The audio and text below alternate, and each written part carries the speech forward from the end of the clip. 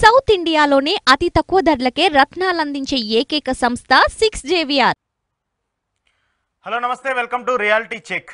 ఏపీలో రాజకీయ పరిణామాలు రోజు రోజుకు మారుతూ ఉన్నాయి. ఒక పార్టీ నుంచి మరొక పార్టీలోకి చేరికలు కొనసాగుతూ ఉన్నాయి. ఇక మరోవైపు వివేక హత్య కేసును ఇప్పటికీ రాజకీయం చేస్తూ ఉన్నాయి. రాజకీయ కోసము వివేక హత్య కేసును వాడుతూ వస్తున్నాయి. దానికి సంబంధించి కూడా దస్తగిరి నిన్న కంప్లైంట్ ఇచ్చారు. వివేక హత్య కేసును కావాలని రాజకీయాల కోసం వాడుకుంటున్నారంటూ కూడా చెప్తూ వస్తున్నారు. మరోవైపు ఢిల్లీ లిక్కర్ స్కామ్ కంటే ఏపీలో లిక్కర్ స్కామ్ భారీగా ఉంది.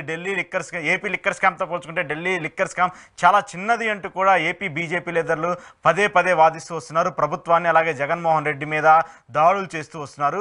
ఈ లిక్కర్ స్కామ్కు సంబంధించి భారీగా కుంభకోణం జరిగింది. దాదాపు 1,00,000 కోట్ల వరకు అవినీతి జరిగిందంటే కూడా బీజేపీ నేతలు చెప్తూ వస్తున్నారు. అలాగే మార్గదర్శి చిట్ ఫండ్స్ సంబంధించి రామోజీరావుకు సంబంధించి ఏదైతే మార్గదర్శి చిట్ ఫండ్స్ ఉందో దానిపైన కూడా విచారణ జరిపించాలని చెప్పేసి నిన్న సుప్రీంకోర్టు ఆదేశాలు చేసింది. సో వీటన్నిటిపైన ఏపీ రాజకీయాలకు సంబంధించి తాజా పరిణామాలపైన ఈరోజు రియాలిటీ చెక్లో డిస్కస్ చేద్దాము. రియాలిటీ చెక్లో నాతో పాటు పార్టిసిపేట్ చేస్తున్నారు పొలిటికల్ అనలిస్ట్ పురుషోత్తం రెడ్డి గారు. పురుషోత్తం రెడ్డి గారు నమస్తే.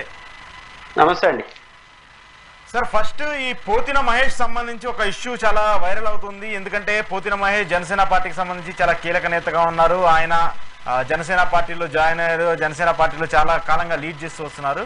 ఆ తర్వాత ఈరోజు పవన్ కళ్యాణ్ మీద తీవ్ర విమర్శలు చేసి వైసీపీ పార్టీలో జాయిన్ అయ్యారు. అది మీరు కూడా చూసాము. ఆయనతో పాటు చాలామంది టీడీపీ నేతలు కానివ్వండి, వైసీపీ నేతల మధ్య కూడా ఇంకా సఖ్యత కలవట్లేదు. జనసేన కానివ్వండి, నెక్స్ట్ బీజేపీ కానివ్వండి, వీళ్ళ ముగ్గురు మధ్య. సో ఏంటి ఈ ఇంపాక్ట్స్ ఎలా చూడాలి? ఖచ్చితంగా జనసేన పైన దాని ఇంపాక్ట్ తీవ్రంగా ఉంటుంది.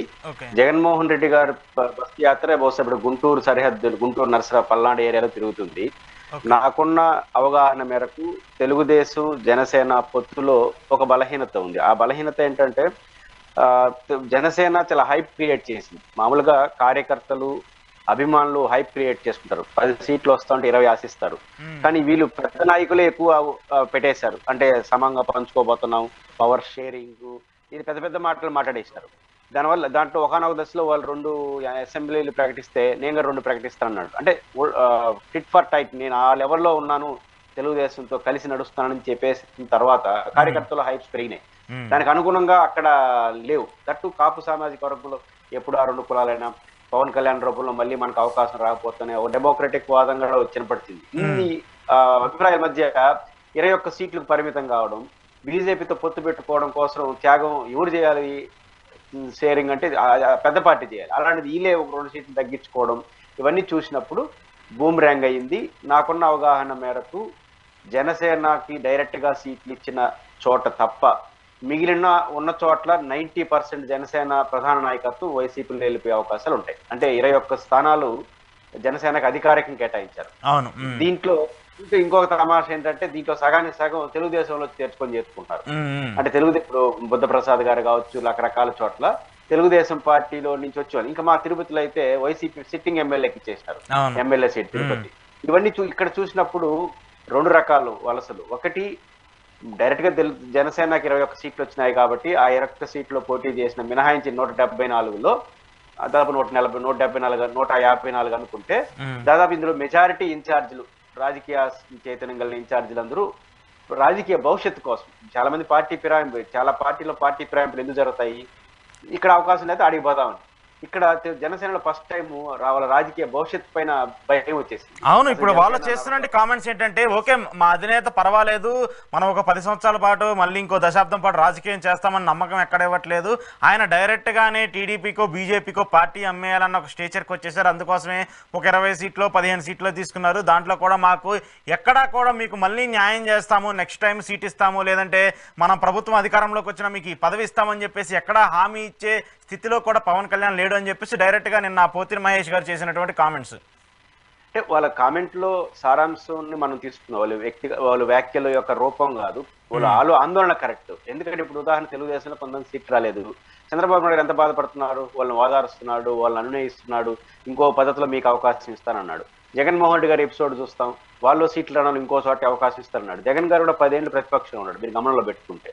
కానీ ఒక నమ్మకం ఏంటి, ఈ రోజు కాకపోతే రేపు జగన్ కొడతాడు అనే విశ్వాసాన్ని నేను కల్పించాడు. పవన్ కళ్యాణ్ కొడతాడు కాదు, ఆయన మునిగిపోతాడా అని ఒక అనుమానం వస్తుంది. అసలు ఈ రాజకీయాలు నడపతాడా నడపడా, రాజకీయాలు తెలుసా? ఇప్పుడు 21 సీట్లో పోటీ చేస్తున్నారు. 21 వాళ్ళు గెలిచి అనుకున్నాం జనసేన. గెలిచిన నీ పాత్ర ఏముంటుంది? 144 తెలుగుదేశం గెలిచిన తర్వాత నీ మాట ఓడింటాడు. పైపెచ్చు 14 నుంచి 19 వరకు ఎపిసోడ్ నడుస్తుంది. అప్పుడు మీ మాటకి ఎంత గౌరవం ఇచ్చారో అందరికీ తెలుసు కదా. కాబట్టి ఈ కనీస పరిజ్ఞానం లేకుండా నేను రాష్ట్ర భవిష్యత్తు నిర్ణయిస్తానన్నాడు. నిన్న పోతిన మహేష్ గారు అద్భుతమైన విషయం చెప్పాడు. రేపు గెలిచిన వాళ్ళు 2-3 ఎమ్మెల్యేలను నీతో ఉంటారా అన్నాడు. గెలిచిన అంటే ఇవన్నీ చూసినప్పుడు జనసేన యొక్క మనుగడ పైన వాళ్ళకి ప్రమాదం వచ్చింది. కాబట్టి జనసేనకి మనుగడ లేనప్పుడు ఇంక మనం పోయి ఏం చేస్తామని చాలా మంది రాజకీయ అస్తిత్వంతో నేను ముందు ప్రస్తావించినట్టు 154 నియోజకవర్గంలో మెజారిటీ దట్టు వీళ్ళకి కేటాయించిన దాంట్లో కూడా వీళ్ళకి కాకుండా వేరే వాళ్ళకి ఇచ్చేస్తున్నారు కదా. బండల బుద్ధప్రసాద్ ఆడిచ్చేసినారు కైకి ఒక చోట, తిరుపతిలో వైసీపీ ఇక్కడ ఉండే జనసేనలు కూడా వెళ్ళిపోయి అక్కడ ఎక్కువ ఇంకేడికి లేదు. తెలుగుదేశానికి వెళ్తే లాభం లేదు, ఎందుకంటే వాళ్ళు అడ్జస్ట్మెంట్ లో ఉన్నారు. ఆయన చేర్చుకోడు కూడా, అదొక సమస్య ఉంది.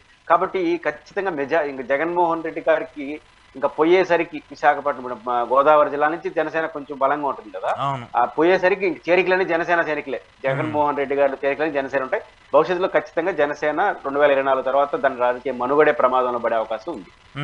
సో మనుగడ ఓకే, ప్రమాదంలో పడుతుందా లేదా ఆ తర్వాత ఏంటంటే కూడా ముందు ఇప్పుడు సస్టైన్ అవడానికి కూడా ఇప్పటికిప్పుడు సస్టైన్ అవ్వడానికో వాళ్ళు తీసుకున్నదే తక్కువ స్థానాలు.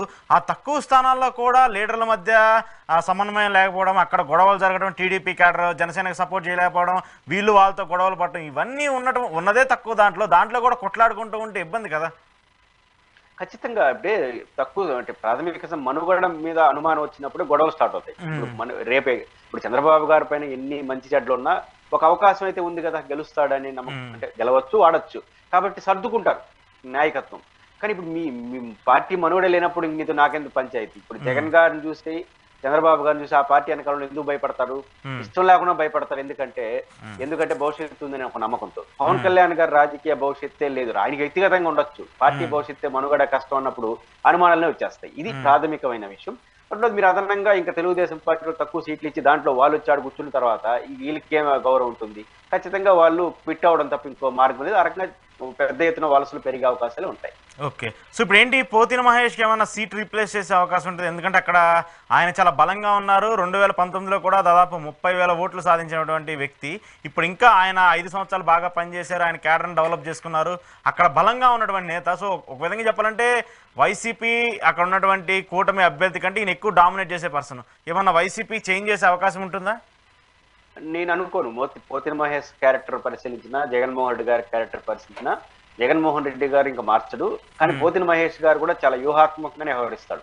జగన్మోహన్ రెడ్డి గారికి ఒక బలహీనత ఏంటంటే తాను నమ్మి తాను గుర్తించిన వాళ్ళని ఎక్కడికైనా తీసుకెళ్తాడు. ఒక ఇది ఉంది కదా. కాబట్టి సహజంగా ఏం చేస్తాడు, పోతిన మహేష్ గారు తెలివైన నాయకుడు కాబట్టి ఇప్పుడు నాకు అన్కండిషనల్ గా చేరతాడు, ఎక్కడ కండిషన్లు పెట్టాడు. రేపు పవర్లోకి వస్తే అనేక అవకాశాలు ఉంటాయి. ఒక మంచి ప్లేస్ వెళ్ళేదానికి ప్రయత్నిస్తాడు. జగన్మోహన్ రెడ్డి గారిని నమ్ముకొని తాను వచ్చాను కాబట్టి ఆ కాన్ఫిడెన్స్ అట్లనే ఇచ్చి ఇప్పుడు షరతులు పెట్టాడు అనుకో, నాకు అది కావాలి ఇది కావాలని ఇవ్వచ్చు, కానీ భవిష్యత్తు ఉండదు. భవిష్యత్తు చాలా చిన్నదైపోతుంది. కానీ ఈ ఎన్నికల్లో నేను అన్కండిషనల్ చేరతానన్నా మీరు ఏం చెప్తే అది చేస్తానని మెసేజే వెళ్తే జగన్ యొక్క మనసును గెలుచుకుంటాడు కదా. రేపు పవర్లోకి వస్తే ఎన్ని అవకాశాలు ఉంటాయి, రేపు పవర్లోకి వస్తే 100 అవకాశాలు ఉంటాయి పవర్లో అధికారులు ఉన్న పార్టీ. కాబట్టి లాంగ్ భవిష్యత్తుని ఆయన చూసుకుంటాడు. కాబట్టి ఇప్పుడు షరతులు లేని మళ్ళీ రేపేమవుతుందో రేపు చర్చ తప్ప ఆయనకి మంచి భవిష్యత్తు, జగన్ ఉన్న మంచి భవిష్యత్తులో ఆయన కూడా మంచి ప్రయారిటీ, అందులో విజయవాడ సెంటర్ లో అది ఉండేది. కాబట్టి ఖచ్చితంగా ఆయనకి ఆ యాంగిల్లోనే పోతిన మహేష్ గారు, జగన్ గారు అవగాహన ఉంటుందని నేను అనుకుంటున్నాను. అంటే అసెంబ్లీకి వెళ్ళాలని ఆయన పాపం చాలా తీవ్రంగా ప్రయత్నించినటువంటి వ్యక్తి కదా. సో దానికోసం ఏమన్నా అవకాశం, ఎమ్మెల్సీలు ఉన్నాయిగా, రేపు గెలిస్తే ఎమ్మెల్సీలు కావచ్చు, రాజ్యసభలు ఉన్నాయి, కార్పొరేషన్స్ ఉన్నాయి, నంబర్ ఆఫ్ అవకాశాలు ఉన్నాయి. కాబట్టి తాత్కాలిక ప్రయోజనాలు పొందుంటే ఇప్పుడు సుజనా చౌదరి పోటీ చేస్తున్నాడు, ఏదో ఒక తాత్కాలిక ప్రయోజనం ఇచ్చేస్తుంటారు ఆయనతో రాజీ పడి ఉంటే. కాబట్టి అట్లాంటి తాత్కాలిక ప్రయోజనం యంగ్ పర్సనే కదా. కాబట్టి ఆయన దీర్ఘకాలిక ప్రయోజనాలు చూస్తే జగన్ తో లాంగ్ రన్ జర్నీకే వెళ్తేనే ఆయనకు మంచిది, ఆ రూటే ఎంచుకుంటాడు నేను అనుకుంటాను. ఓకే, సో ఏంటి సార్ ఇప్పుడు ప్రశాంత్ కిషోర్ అంశం ఏమనిపిస్తుంది? ఆయన నిన్న చూశారు మీరు, ఆయన రోజుకో మాట మాట్లాడుతున్నాడు, రోజుకో క్యారెక్టర్ చెప్తా ఉన్నారు. ఒక రోజేమో కూటమి ఎడ్జ్లో వస్తుందంటాడు, ఒకసారి అయితే జగన్మోహన్ రెడ్డి అసలు ఇప్పుడు గెలిచే పరిస్థితే లేదని చెప్పేసి నేను చెప్తున్నారు. ఆయన స్కీమ్సే తప్పు. ఎందుకంటే ఆయన స్కీమ్స్ ఎందుకు తప్పు అన్నాడో నాకు ఇప్పుడు అర్థం కావట్లేదు. 2019లో అదే మేనిఫెస్టోని తీసుకెళ్లి ఆయనే స్వయంగా రూపొందించి జగన్మోహన్ రెడ్డి చేతిలో పెట్టి, బాబు ఈ 9 నవరత్నాలతో నువ్వు ప్రజల్లోకి వెళ్ళు, నువ్వు గెలుస్తావని చెప్పేసి చెప్పిన ప్రశాంత్ కిషోరే ఇప్పుడు ఆ నవరత్నాలు తప్పు, జగన్మోహన్ రెడ్డి నవరత్నాల పేరు ఒక్కదాన్నే టార్గెట్ చేసుకుంటూ వెళ్తున్నాడు, ఆయన అభివృద్ధి చేయట్లేదని చెప్పేసి అందుకే ఓడిపోతాడని చెప్పేసి డైరెక్ట్గా కామెంట్ చేస్తూ వస్తున్నాడు. ఏం చెప్తారు మీరు దానికి? అంటే ప్రశాంత్ కిషోర్ లగడపాటికి 2 అవుతాడు. లగడపాటి 2 ఈయన కాబట్టి ప్రశాంత్ కిషోర్ గురించి సింపుల్ కొట్టే వచ్చింది. మిగతా విషయాన్ని పక్కన పెడితే ఇప్పుడు ఆయన ఏం చెప్పాడు, ఇంటర్వ్యూలు మొత్తం పరిశీలించండి. పైన ఈ పేపర్లు కేవలం 2-3 ముక్కలు చెప్పేసి వదిలేస్తున్నాయి. ఆయన ఏమంటాడు, నేను ప్రజెంట్ ఆంధ్రప్రదేశ్ లో లేను, నాకు ఆంధ్రప్రదేశ్ లో ఉన్న గ్రాస్ రూట్ లెవెల్ విషయాలు పూర్తి సంపూర్ణ అవగాహన లేదు అని చెప్పేస్తా రిజల్ట్ చెప్పేస్తున్నాడు. రెండో అంశం ఏమంటానంటే 2 కోణాలు ఉన్నాయి. ఒకటి, కామన్ సెన్స్ తో ఆలోచించినప్పుడు, నేను కూడా విశ్లేషకుడుగా వచ్చి కూర్చున్నప్పుడు మన స్థాయి పక్కన పెడితే నేను రిజల్ట్ చెప్పకూడదు. రాజకీయ పార్టీలు చెప్పొచ్చు మేము 24లో గెలవబోతాం, వైసీపీ ప్రతినిధి అనొచ్చు, జనసేన ప్రతినిధి అనొచ్చు, బీజేపీ అనొచ్చు. కానీ విశ్లేషకులుగా నేను కానీ జర్నలిస్ట్ గా మీరు కానీ అడ్వాంటేజ్ మాట్లాడాలి తప్ప మనకు అవగాహన ఉండొచ్చు. విశ్లేషకులకు కానీ జర్నలిస్టులకు కానీ ఈ అనలిస్టులు అనే వాళ్ళకి కానీ లేకపోతే ఈ స్ట్రాటజిస్టులు తమ అభిప్రాయాల్ని రిజల్ట్ చెప్పేస్తున్నా అంటే వాళ్ళకి రాజకీయ కోణం ఉన్నట్లే. ఇప్పుడు నేను జగన్మోహన్ రెడ్డి గారికి అడ్వాంటేజ్ ఉందంటే నా అంచనా అది, కానీ జగన్ గెలవబోతున్నాడంటే నాకు రాజకీయ ఇంట్రెస్ట్ ఉన్నట్లు లెక్క. లోపల నేను అవగాహనకు వచ్చుండొచ్చు, తెలుసుండొచ్చు, అది తప్పు. కాబట్టి రాజకీయ రిజల్ట్స్ ప్రకటిస్తున్నాడంటే అతను రాజకీయ నాయకుడు. రాజకీయ నాయకుడు అంటే తెలుగుదేశం పార్టీకి రిప్రజెంటేటివ్ బిహేవ్ చేస్తున్నాడు. ఎందుకు అంటున్నానంటే మాక ఆయన ఈ రోజు కూడా అఫీషియల్ తెలుగుదేశం పార్టీ స్ట్రాటజిస్టు. ఈ విషయాన్ని అశ్వత్థామ తహుంజలాగా ఆపెట్టారు. ఇప్పుడు జగన్మోహన్ రెడ్డి 2019 ఏం చేశాడు, ఈయన మా స్ట్రాటజిస్ట్ అని ప్రకటించేసినాడు. దానివల్ల ఆయన చెప్పే మాటలు పెద్ద విలువ ఉండదు. ఎందుకు బయట ఆయన జగన్ గెలుస్తారంటే ఆయన స్ట్రాటజిస్ట్ అటు కాకపోతే అట్ట మాట్లాడతాడు. తెలుగుదేశం పార్టీ స్ట్రాటజిస్ట్ గా ఆయన బయటకు వస్తే తెలుగుదేశం జగన్ ఓడిపోతుంటే ఇంకా అట్ట చెప్తాడు అనుకుంటాం. అందువల్ల తెలివిగా ఏం చేశాడు, లాస్ట్ ఇయర్ ఆగస్టు నుంచే ఆయన తెలుగుదేశం స్ట్రాటజిస్టు. కావాలంటే అధికార పత్రిక వాళ్ళకి అనుకూలమైన పత్రికలన్నీ చూడండి, సెప్టెంబర్ అక్టోబర్ లో పని ప్రారంభించిన ప్రశాంత్ కిషోర్ అవన్నీ చూడండి కావాలంటే. బట్ ఆయన ఆగస్టు నుంచి పనిలో ఉన్నాడు. కానీ వ్యూహాత్మకంగా ఏం చేసినాడు, నేను తెలుగుదేశం పార్టీ నాయకుడు పిలిస్తే పోయినాను తప్ప నాకు ఎలాంటి అవగాహన లేదు, నేను దాన్ని వదిలేసినా. నన్ను ఎందుకు చెప్పినాడంటే దేనికోసం అంటే యాజ్ ఎ స్ట్రాటజిస్ట్ గా ఇప్పుడు నేను జగన్మోహన్ రెడ్డి గారికి గెలుస్తాను అనుకోండి, చిన్న విలువ ఉంటుంది. కానీ నేను వైసీపీలో చేరిపోయి జగన్ గెలుస్తాంటే అసలు ఆ విలువ కూడా ఉండదు. అంతే కదా, జనరల్ గా అంటే మీరైనా అంతే, మీరు జర్నలిస్ట్ గా మాట్లాడితే విలువ ఉంటుంది. వైసీపీ ప్రతినిధి అయిపోయిన తర్వాత ఆయన అట్ట కాకపోతే అట్ట మాట్లాడతారు అనుకుంటారు. అందుకని ఇట్లాంటి ప్రకటనలు చేయాలని తెలివిగా అయినా నేను తెలుగుదేశం స్ట్రాటజిస్ట్ కాదని చెప్పాడు. ఇప్పుడు ఆయన ఏం లెక్క, జనరల్ స్ట్రాటజిస్ట్ మరియు 2019లో జగన్ గెలుపు కోసం పనిచేసిన వ్యక్తి. ఈ 2 ట్రంప్ కార్డులతో బయటకు వచ్చి మాట్లాడితే కన్ఫ్యూజ్ వస్తుంది. అది తెలుగుదేశం స్ట్రాటజిస్ట్ అంటే ఆ విలువ పోతుంది. అందువల్ల వ్యూహాత్మకమైన తెలుగుదేశం స్ట్రాటజిస్ట్ పని అనధికారికంగా చేస్తున్నాడు. పెద్ద విలువే ఉండదు. ఖచ్చితంగా లగడపాటి రాజగోపాల్కి ఒక విలువ ఉంది కదా, ఆయన 2018కి ఎలక్షన్కి ఒక రోజు ముందు పోయి ఆయనకున్న విలువను పనంగా పెట్టి కూటమి గెలుస్తున్నాను. ఆయన తెలుసు ఎవరు గెలుస్తారని, కూటమి గెలుస్తాం మళ్ళీ ఏదైనా ఓట్లు కన్ఫ్యూజ్ అవుతాయని. దెబ్బతో ఈ రోజు ఆ రోజు నుంచి ఈ రోజు వరకు బయట వచ్చి మాట్లాడడానికి భయపడి వస్తున్నాడు. ఎందుకంటే విలువ పోయింది. ఈయన పరిస్థితి కూడా అదే. ఈయనకున్న స్ట్రాటజిస్ట్ ఉన్న విలువని, ఒక ఇమేజ్ ని తెలుగుదేశం పార్టీ స్ట్రాటజిస్ట్ కోసం కుదుర్చుకున్న ఆర్థిక ఒప్పందంలో భాగంగా ఖచ్చితంగా ఆయన తెలుగుదేశం కోసం పనిచేస్తున్నాడు. ఎన్ని రోజులు ఈ నాటకాలు చేయాలో ఖచ్చితంగా లగడపాటి రాజగోపాల్కి 2 అవుతాడు ప్రశాంత్ కిషోర్ తప్ప ఇంకోటి కాదు. అంటే ఇప్పుడు ఒక పాయింట్, జగన్మోహన్ రెడ్డికి గెలిపించడానికి ఎంతో ఏపీ ప్రజల్లో కానివ్వండి, కొంతమంది ప్రశాంత్ కిషోర్ చెప్తే కొంత ఏదో ఉంది అని నమ్మే ప్రజలు ఉంటారు కదా, ఆ న్యూట్రల్ పర్సన్స్ ని ఈయనేమన్నా ఇంపాక్ట్ చేయొచ్చు కదా. ఇప్పుడు టీడీపీ గెలుస్తుంది అనడంతో ఏదైనా కొంచెం చేంజ్ ఓవర్ తీసుకొచ్చే అవకాశం ఉంటుంది కదా. వాళ్ళ లక్ష్యం అదే. నేనే చెప్తాను, జగన్మోహన్ రెడ్డి గారు 2019 గెలిపించింది ఆయన కాదులే కానీ చంద్రబాబు నాయుడు మేజర్ గా గెలిపించినాడు.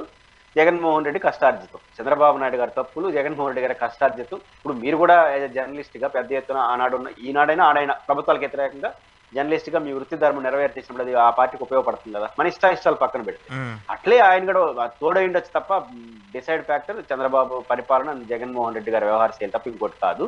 అంటే బట్ మీరు అన్నట్టు నేను ఇంతకు ముందు చెప్పిన వ్యూహం అదే. ఆయన జనరల్ స్ట్రాటజిస్ట్ గా బయటకు వస్తే విలువ ఉండదు.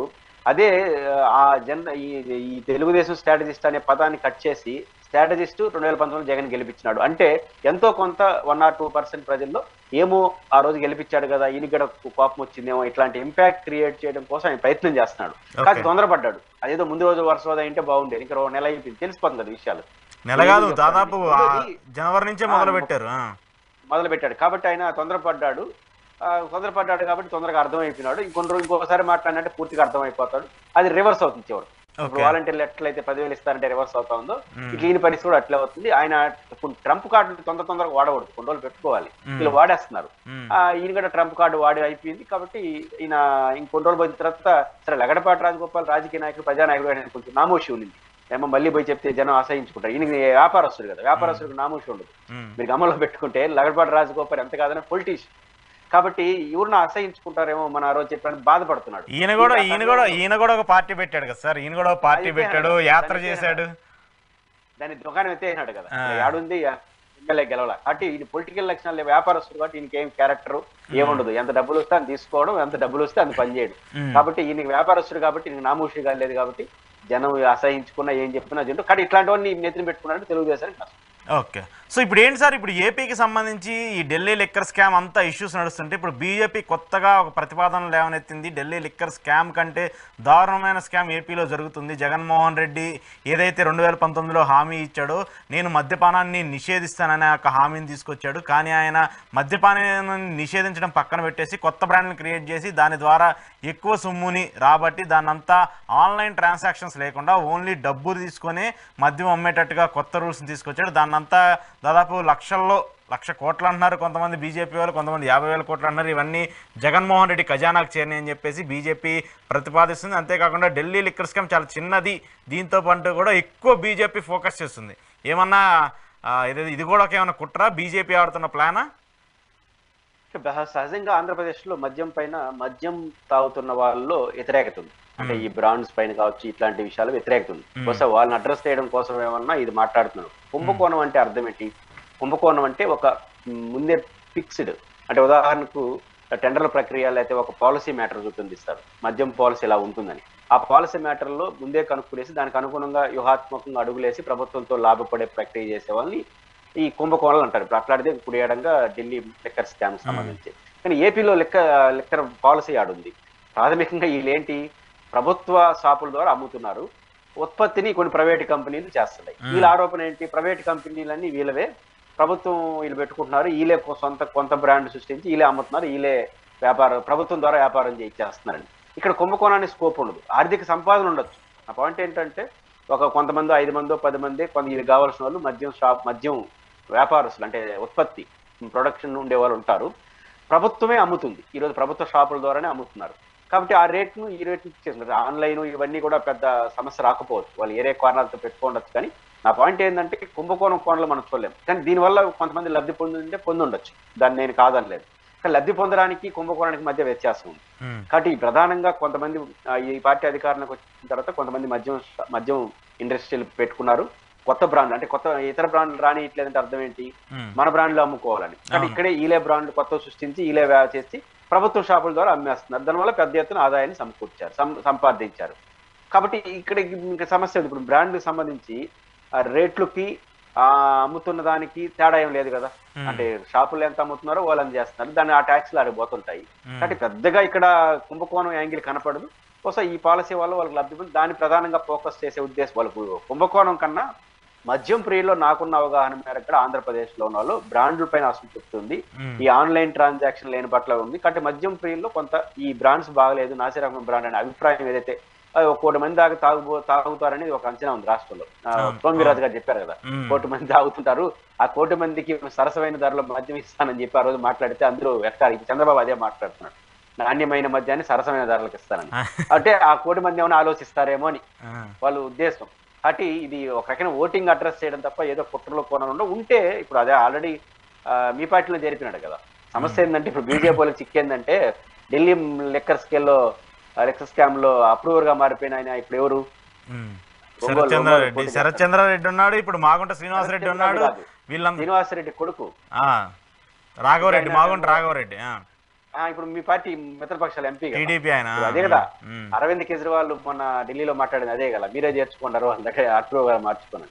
కాబట్టి ఈ లిక్కర్ల గారికి సంబంధించి మాట్లాడుకుంటే వాళ్ళ మీద గడి చుట్టుకుంటుంది. కాబట్టి ఇది పొలిటికల్ గేమ్ లో భాగంగానే చూస్తుంది తప్ప దీనిలో పెద్ద ఎన్నికల కుట్రలో కోతలు ఉంటాయని నేను అనుకుంటున్నాను. ఏంటి సార్ పాపం ఈ లిక్కర్ సంబంధించి తాగే వాళ్ళ ఓట్ బ్యాంక్ ఏమైనా జగన్మోహన్ రెడ్డికి ఇంపాక్ట్ అవుతుందా?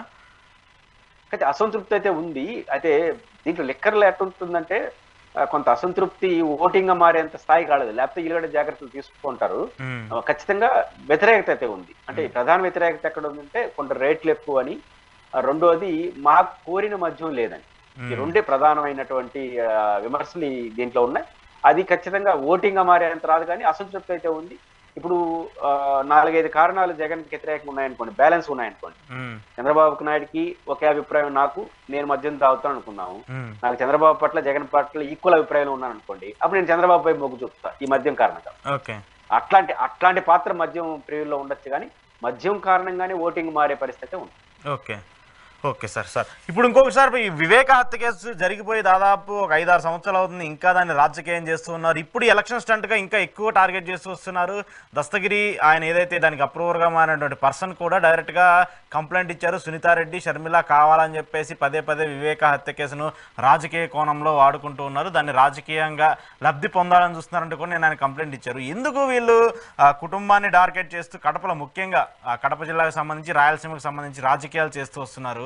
దానివల్ల ఇంపాక్ట్ ఏమైనా ఉంటుందా? ఒకవేళ ఉన్నా కూడా వైసీపీని, జగన్మోహన్ రెడ్డిని, అవినాష్ రెడ్డిని టార్గెట్ చేయడానికే ఇద్దరు అక్క చెల్లెళ్ళు ఎంతవరకు పూనుకుంటున్నారు అనేది ఏం చెప్తారు? ఖచ్చితంగా వైఎస్ వివేకానంద రెడ్డి గారి మాటల్ని సొసైటీలో ఉన్న ప్రతి ఒక్కరూ అసహించుకున్నారు, వ్యతిరేకించారు, బాధపడ్డారు. ఎందుకంటే మర్డర్ జరిగిన తీరు ఆయన సమర్థించాలి, వ్యతిరేకించే వాళ్ళు సహా అందరూ బాధపడ్డారు. త్వరగా దాన్ని తేల్చాలని కోరుకున్న మాట వాస్తవం, తేలాల్సిన అవసరం ఉంది. కాకపోతే ఇప్పుడు కడప అనేది ఆయన ఇంపాక్ట్ ఉంటుంది కదా, వైఎస్ వివేకానంద రెడ్డి గారి సొంత జిల్లా కావడం వల్ల ఉంటుంది. దట్టు వాళ్ళ సోదరి విభేదించి కాంగ్రెస్ పార్టీ రాష్ట్ర అధ్యక్షురాలుగా ఉన్నారు. ఇప్పుడు ఆమె స్వయంగా పోటీ చేస్తున్నారు కాబట్టి ఖచ్చితంగా దాన్ని ఆమెను టార్గెట్ చేయొచ్చు. కాకపోతే నాకు తెలిసి ఇప్పుడు శర్మిల గారు మాట్లాడుతున్న తీరు, ఆమె కొన్ని నిర్ధారణకు వచ్చేస్తున్నారు. ఇప్పుడు సిబిఐ ఆరోపణ ఏంటి, లోపల ఏం జరిగిందో వేరే సంగతి, మర్డర్ జరిగారు అవన్నీ కూడా తేలాల్సి ఉంది. కానీ అధికారికంగా ఇప్పుడు సిబిఐ ఇచ్చిన ప్రాథమిక అవగాహన మేరకు వాళ్ళ ఆరోపణలు ఏంటి, అవినాష్ రెడ్డి గారు సాక్ష్యాలని చేశారు అంతే తప్ప అచ్చులో ఆయన పాత్ర ఉందని అది మేము పరిశీలించాల్సిందని చెప్పాడు, ఏమైనా కోణం ఉందని. కానీ వాళ్ళ నిర్ధారణకు వచ్చి సాక్ష్యాలు తారుమారు చేశారు. సాక్ష్యాలు తారుమారు చేయడానికి మటుకు చాలా తేడా ఉంది. కాబట్టి ఇప్పుడు ఏం తేలదో ఈ టైంలో ఆమె నేరుగా ఛార్జ్ చేసేస్తున్నారు. ఏమని, ఆయనే చంపేసినాడు, ఆ చంపినాడు టికెట్ ఇచ్చాడు. కానీ బహుశా ఈ రోజైనా సరే అవినాష్ రెడ్డి గారు కానీ వైసీపీ కానీ ఎలక్షన్ కమిషన్కి వెళ్తే శర్మిల గారు ఇబ్బంది పడతారు. ఎందుకో వాళ్ళు వెళ్ళట్లేదు.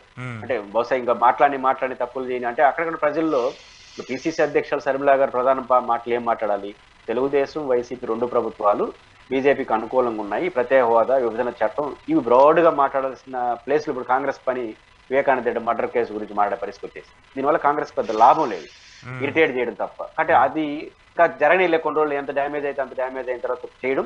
దీనికి తెలుగుదేశం పార్టీ వాళ్ళు, సునీత వాళ్ళు అందరూ ఎక్కువ యాక్టివ్గా ఉండడం వల్ల తెలుగుదేశం వాళ్ళు ఇది చేయిస్తున్నారని ముద్ర వేస్తే కడప జిల్లాలో వారికే నష్టం జరుగుతుందని అంచనాతో బహుశా వైసీపీని ఉన్నట్టుంది. కాబట్టి కొంతకాలం నడవచ్చు. కానీ ఏ క్షణమైనా సరే శర్మిల గారి పైన కానీ ఈసీకి ఫిర్యాదు చేస్తే ఖచ్చితంగా శర్మిల గారు భవిష్యత్తులో వివేకానంద రెడ్డి కేసు గురించి మాట్లాడిన పరిస్థితి ఆమె తెచ్చుకుంటారు, అది ఆమెకే నష్టం. కానీ ఈ మెయిన్ ఇష్యూస్ ఫోకస్ పెట్టకుండా వేరే విషయాలకు వెళ్తే మాత్రం శర్మిల గారికి భవిష్యత్తు చాలా ఇబ్బంది పడతారు. రేపు మంచి ఓటు రాకపోతే కాంగ్రెస్ పీసీ అధ్యక్షుడు ఉంటారా? కాబట్టి అవన్నీ ఆమె ఆలోచించుకోకుండా తొందరపడుతున్నారు.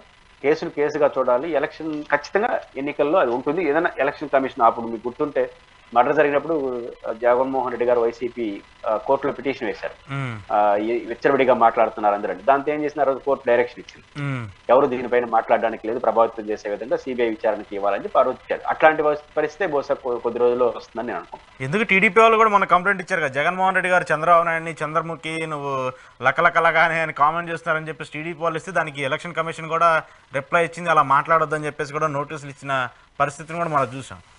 ఇప్పుడు అవును, ఆయన లకలక అంటే నోటీస్ ఇచ్చారు వాళ్ళు. జగన్ ఫిర్యాదు చేయలేదు కానీ జగన్మోహన్ రెడ్డి గారు వస్తానంటే ముందు గొడ్డలు వస్తుందంటే అర్థం ఏంటి, చంద్రబాబు అంటున్నాడు కదా. ఇప్పుడు దానిపైన వాళ్ళు ఫిర్యాదు ఇస్తే అంటే సహజంగా ఎలక్షన్ కమిషన్ కి ఎవరు ఫిర్యాదు ఇచ్చినా నిబంధనలకు వ్యతిరేకంగా నోటీసులు ఇస్తారు. ఆ నోటీసులకు వాళ్ళు సమాధానం ఇచ్చిన తర్వాత హెచ్చరించవచ్చు, సలహా ఇచ్చొచ్చు, వార్నింగ్లు ఇవన్నీ అయిపోయిన తర్వాత నిషేధిస్తారు. అటు ఏ నోటీస్ ఇచ్చినా ఎవరు నోటీస్ ఇచ్చినా ఫస్ట్ ఎలక్షన్ కమిషన్ తీసుకుంటుంది, వాళ్ళకి నోటీసులు సర్వ్ చేస్తారు. ఇది ఒక సహజ ప్రక్రియ. ఆ ప్రక్రియలో భాగంగా ఆయన అన్నాడని ఇచ్చారు, వీళ్ళు ఇస్తే వాళ్ళకి ఇస్తారు. కాబట్టి ఇది జరుగుతుంది. శర్మిల గారి పైన ఈ రోజు ఇచ్చినా రేపు ఎలాంటి ఎలక్షన్ సీరియస్ గా వార్నింగ్ ఇస్తుంది. కానీ వాళ్ళు ఇవ్వట్లేదు, ఎందుకో ఇంకా ఉన్న వాళ్ళు మాట్లాడినే తప్పులు చేయనిదే అనుకున్నట్టుంటున్నారు. కానీ ఇవి సహజం. కాబట్టి రేపు కూడా జగన్మోహన్ రెడ్డి గారు కానీ ఇప్పుడు ఆంధ్రప్రదేశ్ లో ఏ రాజకీయ నాయకుడు కూడా భాష సరిగ్గా మాట్లాడతారు. ఎవరు ఫిర్యాదు ఇచ్చినా ఖచ్చితంగా ఎలక్షన్ కమిషన్ తీసుకుంటుంది, అది ఇస్తుంది. బహుశా ఒక ఎండ్ ఆఫ్ ద డే వచ్చినప్పుడు సీరియస్ అయినప్పుడు అది తగ్గుతుంది చూడాల్సిన అవసరం. సో ఇప్పుడు కొంతమంది సార్ ఇప్పుడు సిట్టింగ్ ఎమ్మెల్యేలు కానీ టికెట్లు ఆశించి భంగపడిన వాళ్ళు అందరూ ఇప్పుడు కూటమిలో చేరే ఆప్షన్ లేదు, వైసీపీలో చేరే ఆప్షన్ లేదు, ఇక బీజేపీకి వెళ్ళే ఆప్షన్ లేదు. ఇప్పుడు అందరికీ కాంగ్రెస్ పార్టీ ఒక ఆల్టర్నేటివ్గా మారింది. కొంతమంది నిన్న ఆమంచి కృష్ణమోహన్ ఆయన చీరాల మాజీ ఎమ్మెల్యే ఆయన కూడా చేరుతున్నారు. అలాగే గోదావరి జిల్లాకు సంబంధించి కూడా ఒక ఇద్దరు కీలక నేతలు కూడా కాంగ్రెస్ పార్టీలో చేరి అక్కడి నుంచి పోటీ చేయాలని చెప్తున్నారు. సో వీళ్ళందరూ చేరటం వల్ల టీడీపీ ఓట్ బ్యాంక్ని డివైడ్ చేయడానికి కొంత యాక్సెప్టెన్స్ ఉందని చెప్పేసి కూడా కొన్ని సర్వేలు కొన్ని రిపోర్ట్స్ చెప్తున్నాయి. సో అది ఎంతవరకు ఉంటుంది? ఇక్కడ మా జిల్లాలో పోతలపట్టు నుంచి కూడా sitting YCP MLA Congress candidate announce చేసింది. ఎందుకంటే ఇక్కడ ఇవాళ లేదు కాబట్టి మీరు అన్నట్టు కొంతమంది రాజా ఉండొచ్చు. నిజానికి శర్మిల గారు ఈ వివేకానంద రెడ్డి కేసు ఈ గొడవలో పడకుండా పర్ఫెక్ట్ గా స్టార్టింగ్ లో మాట్లాడినట్టు విభజన చట్టం, ప్రత్యేక హోదా, విశాఖ స్టీల్ ప్లాంట్, జగన్ చంద్రబాబు ఒకటే బీజేపీ తను ఏదైతే స్టాండ్ తీసుకుందో ఆ స్టాండ్ తో పర్ఫెక్ట్ గా ఉంటే ఇంకా కొంతమంది చేరుంటారు. ఆమె లాజిక్ తప్పింది. మీరు అన్నట్టు క్రూషియల్ క్వశ్చన్ ఏంటంటే ఖచ్చితంగా ఈ రెండు కోణాలు ఉంటాయి. ఇది ఇప్పుడు వైసీపీ నుంచి వెళ్ళిపోయే అతను ఆ చీలికి తెచ్చిన ఓట్లని సరాసరి తెలుగుదేశంతో తెలిస్తే తెలుగుదేశానికి లాభం, వైసీపీకి నష్టం. అలా కాకుండా ఇక్కడి నుంచి వెళ్ళిపోయే 4 ఓట్లు పోయి కాంగ్రెస్ ఖాతాలో వేసేస్తే అది ఖచ్చితంగా ప్రతిపక్షమైన తెలుగుదేశానికి నష్టం, వైసీపీకి ఎంతో కొంత లాభం. Simple logic. అంటే ఇక్కడ ఇప్పుడు ఉదాహరణకు ఆర్కే మన రామకృష్ణారెడ్డి మంగళగిరి చూసాం. ఆయనకు 40-50 వేలు 10,000 ఓట్ల తేడాతో వైసీపీ లీడ్ లో ఉండింది అనుకోండి. ఒక వైసీపీ నాయకుడు ఒక 5,000 తీసుకొని తెలుగుదేశంలో చేరినాడు అనుకోండి, 5,000 మైనస్ 5,000 తెలుగుదేశం ప్లస్ అయితే తెలుగుదేశం గెలిచిపోతుంది. అలా కాకుండా 5,000 ఓట్లు తీసుకొని పోయి ఆయన కాంగ్రెస్ లో కలిపినాడు అనుకోండి, 4,000 ఓట్లతో వైసీపీ గెలుస్తుంది. కాబట్టి వెళ్ళిపోయే వ్యక్తి సరాసరి తెలుగుదేశంతో చేరితే ఖచ్చితంగా అది తెలుగుదేశానికి లాభం. వీళ్ళు చేరకుండా నేను ఇంకొక కాంగ్రెస్ లో చేరితే కాంగ్రెస్ 5,000 ఓట్లు వచ్చినా ఎన్ని ఓట్లు వచ్చినా అంటే వైసీపీని ఓడించేంత ఓట్లు వస్తే దట్ ఈస్ డిఫరెంట్ ఇష్యూ. కానీ స్వల్ప వాళ్ళు ఓట్లు వచ్చినట్టు ఖచ్చితంగా అది కాంగ్రెస్ కి 4 ఓట్లు పెరుగుతాయి, తెలుగుదేశానికి ఉన్న 4 ఓట్లు తగ్గుతాయి, వైసీపీకి అది లాభం వస్తుంది. కానీ ఈ 2 యాంగిల్లో పనిచేస్తుంది ఈ మార్పులు చేస్తున్నారు. ఓకే, సో ఖచ్చితంగా ఇంపాక్ట్ ఉంటుంది కదా, దానివల్ల టీడీపీకే నష్టం కదా అని. అదే ఉదాహరణకు నేను చెప్తాను, 10,000 మెజారిటీ వైసీపీకి వచ్చింది, వెళ్ళిపోయాడు 20,000 ఓట్లు గెలిచాడు అనుకోండి, అప్పుడు మొత్తం పోతుంది. అట్లాంటి ప్రత్యేక పరిస్థితుల్లో తప్ప అంటే వైసీపీ నుంచి వెళ్ళే రెబల్ అభ్యర్థులు టికెట్లు రానికుండా ఆశించిన వాళ్ళు వాళ్ళకంతూ కొంత ఓట్ బ్యాంక్ ఉంటుంది కదా, అది వైసీపీకి కూడా నష్టం చేసే అవకాశం ఉంటుంది కదా. అదే అంటుంది. వైసీపీ ఒక నియోజకవర్గంలో 2019లో 5,000 ఓట్ల మెజారిటీతో గెలిచింది అనుకోండి, ఈ సిట్టింగ్ ఎమ్మెల్యే కావచ్చు, వైసీపీ లీడర్ కావచ్చు, పోతూ ఒక 5-6 వేల ఓట్లు తీసుకెళ్లిపోతే వైసీపీకి నష్టం. అది కాంగ్రెస్ లో చేరినా తెలుగుదేశం చేరినా. వాడు 3,000 ఓట్లు తీసుకోమన్నాడు అనుకోండి, వైసీపీ వాడు 3,000 ఓట్లు తీసుకోకపోతే వాడు అప్పుడు తెలుగుదేశంలో చేరితే తెలుగుదేశానికి లాభం, వీళ్ళకి -3 వాళ్ళు +3 అవుతుంది. ఆ 3 తీసుకెళ్లి కాంగ్రెస్ లో కలిపి అనుకో 2,000తో మళ్ళీ వైసీపీ గెలిచిపోతుంది. కాబట్టి అంటే నాకు తెలిసి 90% భారీ ఓట్లు తీసుకునేవాడిని జగన్ వదులుకోడు కదా, ఏ పార్టీ వదులుకోదు, నయానా భయాన పెట్టుకుంటారు. పోయే వాళ్ళు అంతో ఇంతో తక్కువ, ఒక 10% తప్ప 90% పర్సనాలిటీస్ అందరూ కూడా మార్జిన్ ఓట్లు ఉన్నవాళ్ళు. ఆ ఓట్లు కాంగ్రెస్ తెలుగుదేశం చేరితే వాళ్ళు ప్లస్ అయిండేది, వాళ్ళు కాంగ్రెస్ లో చేరితే తెలుగుదేశానికి మైనస్, వైసీపీకి ప్లస్ అవుతుంది. Okay right. సో ఏంటి సార్ ఈ మార్గదర్శి చిట్స్ కి సంబంధించి ఏమైనా కామెంట్ చేస్తారా? అది చాలా కాలంగా ఏపీ రాజకీయాలు కాకపోయినా కూడా ఒక ప్రముఖ వ్యక్తి కాబట్టి దాన్ని రాజకీయ కోణంగానే చాలా మంది చూస్తూ ఉంటారు. మాజీ ఎంపీ ఉండవల్లి అరుణ్ కుమార్ గారు కూడా దాని మీద సుదీర్ఘంగా పోరాటం చేస్తూ వచ్చారు. నిన్న దానికి సంబంధించి కూడా సుప్రీంకోర్టు ఒక ఆదేశాలు ఇచ్చింది, దాన్ని సుదీర్ఘంగా విచారణ జరపాలి, 6 నెలల్లో దానికి సంబంధించి విచారణ జరిపి ఒక రిపోర్ట్ సబ్మిట్ చేయాలని కూడా చెప్పింది. దాని మీద ఏమైనా కామెంట్ చేస్తారా? నిస్సందేహంగా మార్గదర్శి కేసులో ఉండవల్లి అరుణ్ కుమార్ అప్పర్ హ్యాండ్ తీసుకున్నాడు, దాంట్లో డౌట్ ఏం లేదు. ఎంత అప్పర్ హ్యాండ్ తీసుకున్నాడు? తెలుగుదేశం పార్టీ జాతీయ అధికార ప్రతినిధి జీవీ రెడ్డి సవాల్ చేసి ఏమయ్యాడు, మంచి వరకు రావడానికి నిరాకరించాడు. అంటే రామోజీరావు గారు బహిరంగ మాట్లాడి, అంటే ప్రతిదానికి నేనున్నానని వచ్చే తెలుగుదేశం కానీ మీడియా కానీ దీంట్లో ఎందుకు రాలేకపోతా ఉంది? ఉండవల్లి అరుణ్ కుమార్ చెప్తుంది చట్టాన్ని మీరు ఉల్లంఘించారు, మోసం చేశారని ఆయన అనట్లేదు. చట్టం అందరికీ సమానమే, చట్టాన్ని ఉల్లంఘించారు కాబట్టి మీరు దానికి శిక్షార్హులు అంటున్నారు. ఆయన చట్టాన్ని ఉల్లంఘించానా, చట్టంకు లోబడి చేశానా చెప్పట్లా, ఆడ స్క్రిప్ట్ చేసేసి నేను అందరికీ ఇచ్చేసాను డబ్బులు అంటాడు. ఇక్కడ ఇది తేడా. ఉండవల్లి అరుణ్ కుమార్ గారు చెప్పిన పాయింట్ ఏ రోజు వాళ్ళు యాక్సెప్ట్ చేసేసారు, బహిరంగంగా చేయలేకపోతున్నారు.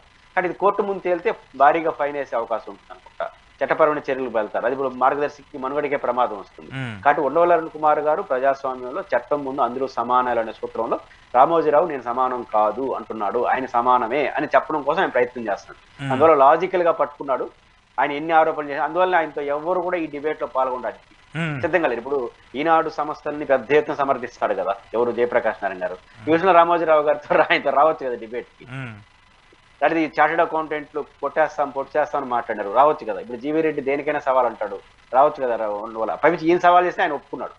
నిజానికి ఉండవల్లి అరుణ్ కుమార్ గారి పర్సనాలిటీ ముందు జీవీ రెడ్డి చిన్నవాడే, కానీ జీవీ రెడ్డి సవాల్ చేసినా రావడానికి సిద్ధపడ్డాడు అంటే ఆయన పిల్లలు ఆయన గట్ ఫీలింగ్ అది. అంటే నేను కరెక్ట్ గా నేను వాదిస్తున్నానని చెప్పి నేను నిర్ణయించుకున్నాడు. కానీ ఆయన రాలేదంటే అర్థం ఏంటి? కాబట్టి ఉండవల్లి అరుణ్ కుమార్ అప్రాయాన్ని తీసుకున్నాడు. ఖచ్చితంగా రామోజీరావు గారి విషయంలో దోషిగా నిలబడతాడు. ఆయన అంటున్నది సాంకేతిక అంశాలకి సాంకేతికంగా సమాధానం చెప్పాల్సి వస్తుంది. అదే లేట్ కావచ్చు కానీ బట్ ఖచ్చితంగా ఉండవల్లి అరుణ్ కుమార్ అనే వ్యక్తి రాజీ పడితే తప్ప, రాజీ పడిన జగన్మోహన్ రెడ్డి గారు రాజీ పడదు, అదొక సమస్య ఉంది. ఆయన కూడా ఇంప్లీడ్ అయ్యారు రాష్ట్ర ప్రభుత్వం తరఫున. కాబట్టి వీళ్ళిద్దరూ జగన్ ఉండవల్లి అరుణ్ కుమార్ రాజీ పడితే తప్ప మన రామోజీరావు గారు బయటపడే ప్రసక్తి లేదు. ఏదో ఒక రోజు ఖచ్చితంగా దాని పర్యావసనం ఆయన గురి కావాలి. కాబట్టి ఇప్పుడు ఉండవల్లికి జగన్మోహన్ రెడ్డి గారే సపోర్ట్ చేస్తూ ఇప్పుడు ఈ కేసునంతా మళ్ళీ తిరిగి తోడడానికి ప్రయత్నించారని చెప్పేసి కూడా దీన్ని ఒక రాజకీయ కోణంలో చూస్తున్నారంటూ కూడా అదే మీడియా, అదే ప్రధాన పత్రికలు కూడా రాస్తూ ఉన్నాయి. కావాలని కుట్ర చేస్తున్నారు మార్గదర్శి పైన జగన్మోహన్ రెడ్డితో కలిసి అని. రామోజీరావు గారు ఈ వ్యాఖ్యలు పెద్ద పనిచేయవు. ఉండవల్లి అరుణ్ కుమార్ విషయం ఎందుకు పనిచేయవు? ఉండవల్లి అరుణ్ కుమార్ జగన్ కి అనుకూలం వ్యతిరేకం, దట్ ఈస్ డిఫరెంట్ ఇష్యూ. కానీ 2019లో రాజశేఖర్ గారు చనిపోయిన తర్వాత 2014 తర్వాత ఉండవల్లి అరుణ్ కుమార్ గారు తిరిగి రాష్ట్ర విభజన జరిగి మిడిల్ ఆర్డర్ వరకు జగన్ కి వ్యతిరేకంగానే ఉన్నాడు కదా. దాదాపు ఈ 10 ఏళ్ళలో జగన్ కి వ్యతిరేకంగా సగం సంవత్సరాలు ఉన్నాడు, గట్టిగా నిలబడి. అందువల్ల ఆయన ఓసరవల్లి అని పేరు పెట్టింది వైసీపీ వాళ్ళే, తెలుగుదేశం వాళ్ళు కాదు. రాజశేఖర రెడ్డితో ఉండి రాజశేఖర కొడుకు అన్యాయం చేశాడని.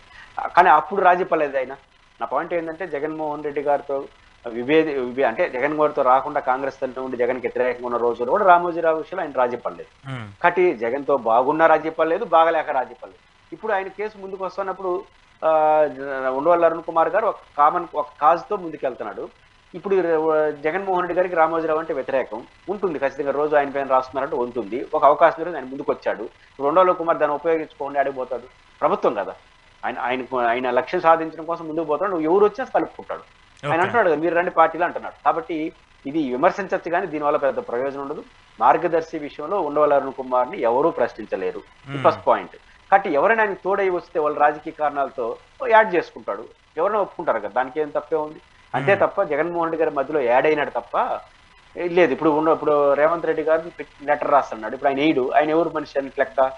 రామోజీరావు మనిషిని ఒప్పుకున్నావా? కాబట్టి అది కాదు కదా. కాబట్టి ఖచ్చితంగా ఉండవల్లి అరుణ్ కుమార్ గారి విషయంలో జగన్ నడిపాడు. అట్లా జగన్ గారితో లేనప్పుడు కూడా నడిచాడు ఆయన. రాజశేఖర రెడ్డి నడిపారంటే ఒప్పుకుంటాం, ఆ రోజు ఉన్నాడు కాబట్టి. రాజశేఖర రెడ్డి గారు చనిపోయిన తర్వాత కూడా జగన్ తో లేకుండానే ఆయనే కేసులు ఎదుర్కొంటాడు, ఈయనకి ఆడ సహాయం చేస్తాడు. ఇన్ని రోజులు ఆయన నడిపాడు కదా, ఆయన పర్సనల్ గా తీసుకున్నాడు, ఇష్యూగా తీసుకున్నాడు. కాబట్టి దానికి ఆ విలువ వస్తుంది. జగన్ గారికి ఆపాదించడం కరెక్ట్ కాదు. సరే చూద్దాం దీని మీద ఎంతవరకు సపోర్ట్ చేస్తారు రామోజీరావు గారు, ఎందుకంటే చాలా కీలక అంశము, ఏపీ రాజకీయాలను కూడా టార్గెట్ చేస్తూ చేసినటువంటి కామెంట్స్ కాబట్టి దీని ఇంపాక్ట్ కూడా ఎలా ఉంటుందో చూద్దాం. థ్యాంక్ యూ పురుషోత్తమ రెడ్డి గారు రియాలిటీ చెక్లో పార్టిసిపేట్ చేసినందుకు. ఇది ఈరోజు పురుషోత్తమ రెడ్డి గారితో ఎక్స్క్లూజివ్ రియాలిటీ చెక్. చూస్తూనే ఉండండి ఈహా టీవీ.